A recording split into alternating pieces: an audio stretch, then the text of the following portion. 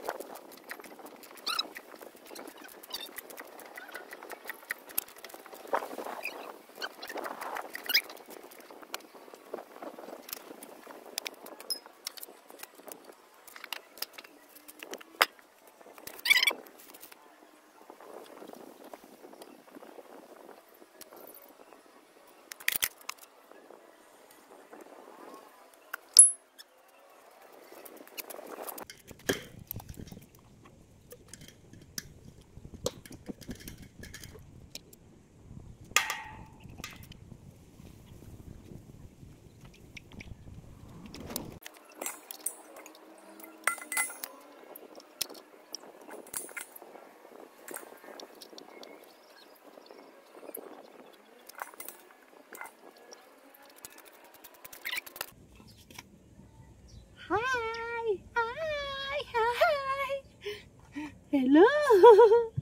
Hello po! Hello! Say hi to them! Hi! Ooh!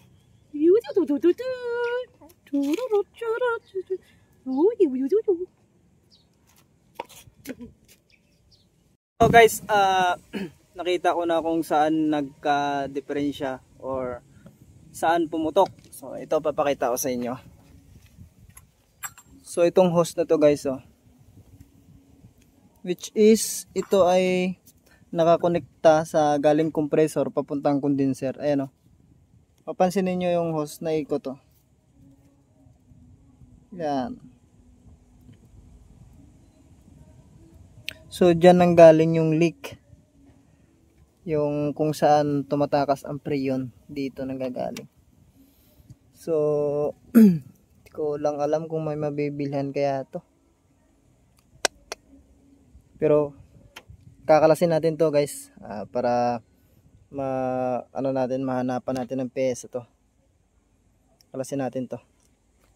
Buon yan, pating condenser para malinisan natin.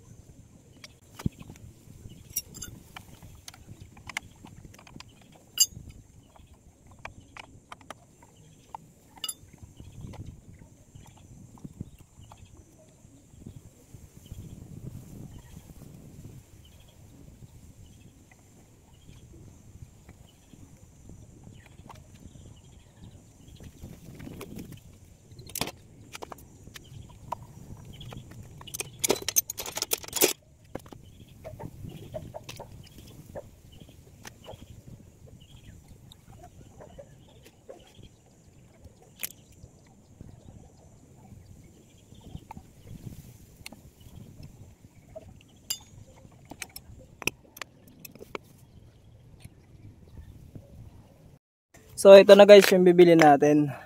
Ayan. So itong kanina yung pinakita ko sa inyo na dito tumakas yung preo, no. Dapat kasi ito hindi to nagagalaw dito. Okay. So dito tumakas yung preyon. Ayan. So ngayon sana makahanap tayo nito na mabilhan. Kung walang mabibilhan nito, patay. Maghanap saan kaya maghanap sa surplus kaya o meron. Tapos ito, kinalas na rin natin yung trial filter nya. Ayan. Ito yung filter ng preyon. So bibilhan din natin yan. Wala nating wasak to.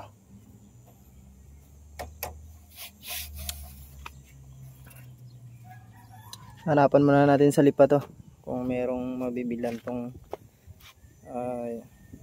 kailangan natin.